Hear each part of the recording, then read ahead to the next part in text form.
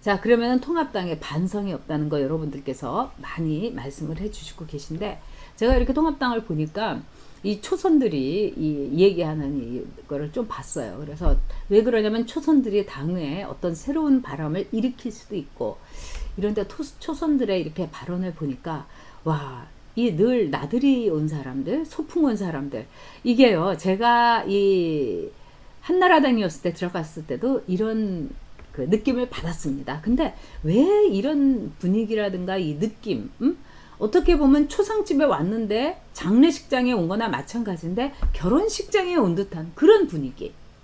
지금 장례를 치르러 뒤처리를 하면서 정말 죽은 사람을 부활을 시키든가 아니면은 정말 이래야 될 상황인데 다들 결혼식 하러 온 듯한 그런 화기애애한 느낌. 그리고 저는 또 하나 놀랬던 거는 어떤 한 초선이 딱 이렇게 시키는 것만 말씀만 해주십시오. 시키는 대로 뭐든지 하겠습니다.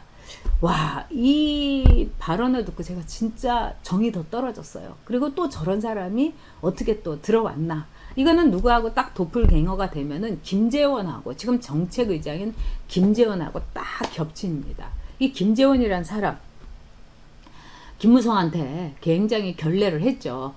그러니까 김무성한테 찾아가가지고, 제가 형님 뭐든지 시켜만 주십시오. 형님 시키는 거 분부대로 다 하겠습니다. 이러면서 문자도 보내고, 그 국회에서 이 기자들이 다 사진 찍고 있는데 완전히 폴더 인사를 했습니다. 자, 그거는 김재원 같은 사람은 그렇게 할 수 있어요. 김재원이 어떤 사람인지 제가 알기 때문에. 그렇지만은 이 풋풋한 이 초선들이 그렇게 할 수는 없는 거 아니겠습니까? 그래서 앞으로 정말 여인하루님 말씀대로 통합당은 서글프기 짝이 없는 유치원이다. 그런 생각이 듭니다. 자, 서로 이제 반가운 인사 받으셨는데, 자, 그러면서 지금 통합당이 제가 보기엔 해야 될 건 뭐냐? 일단 패배 백서를 만들어야 되는 겁니다. 패배 백서가 없는 패배. 이거는 패배가 계속해서 이제 맞이할 수밖에 없다. 패배가 계속 이제 이 뭐라고 할까요? 또 오고 패배만 그냥 반복될 수밖에 없다.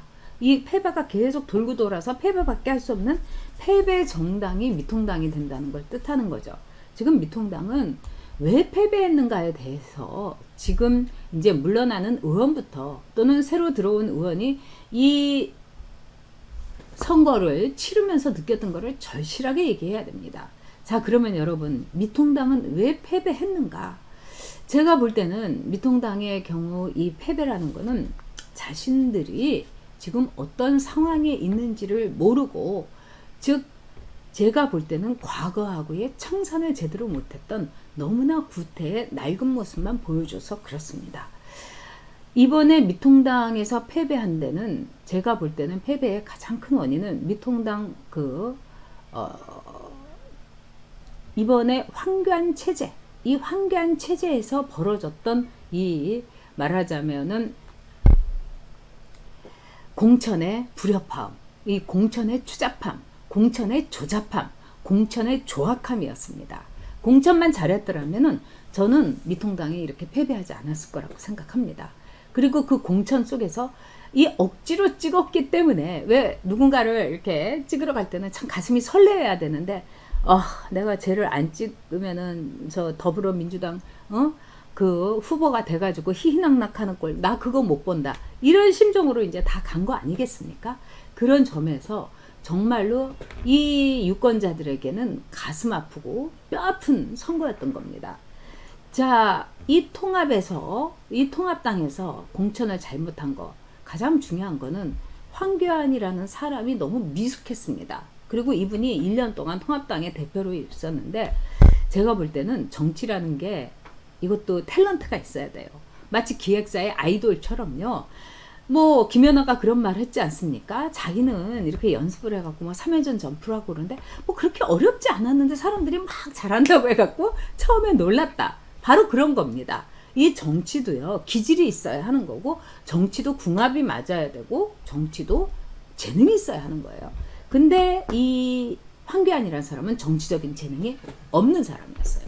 그러니까 황교안이라는 사람도 처음에 관료만 쭉 하고 이렇게 했다가 하도 정치하라고 하고 막 인기가 막 폭발하고, 또 말하자면은 그 당에서 오라고 하니까 그러면은 꽃가마 한번 타볼까 하고 왔던 거죠. 웬걸 와서 보니까 너무너무 황당하고, 그리고 이거는 내가 있을 곳이 아니었던 겁니다. 그래서 제일 중요한 거는 정치에 들어가는 사람은 내가 정치에 말하자면 기질이 있는가 봐야 됩니다.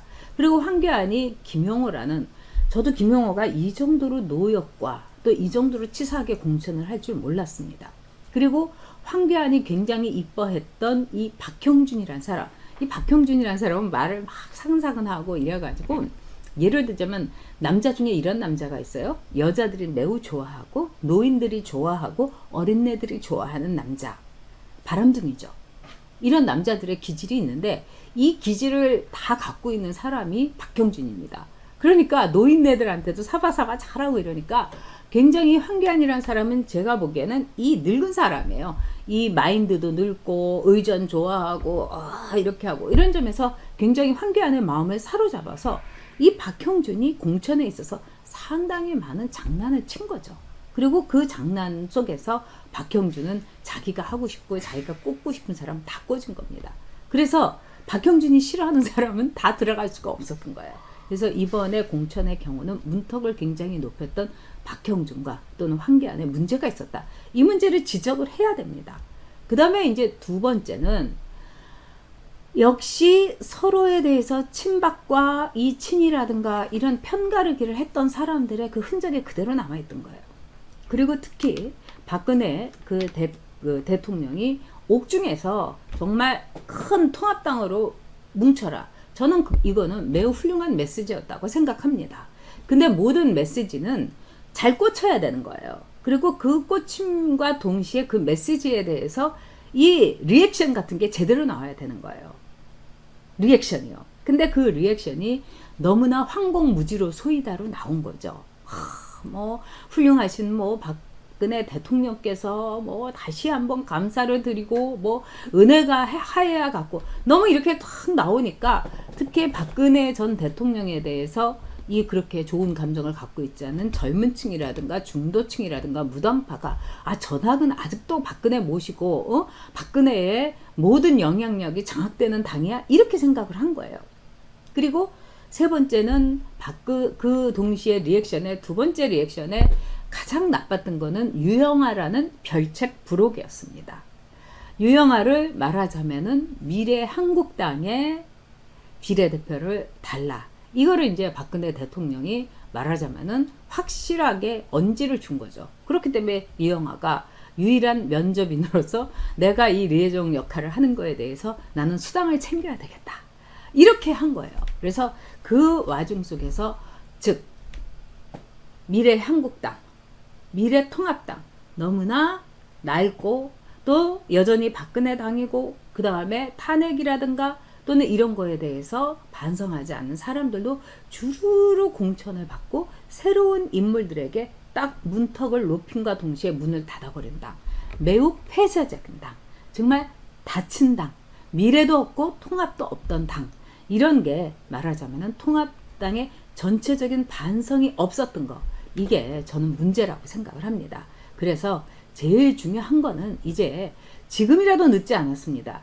일단 패배 백서를 만들어서 패배의 원인에 대해서 분명하게 짚고 넘어가야 됩니다.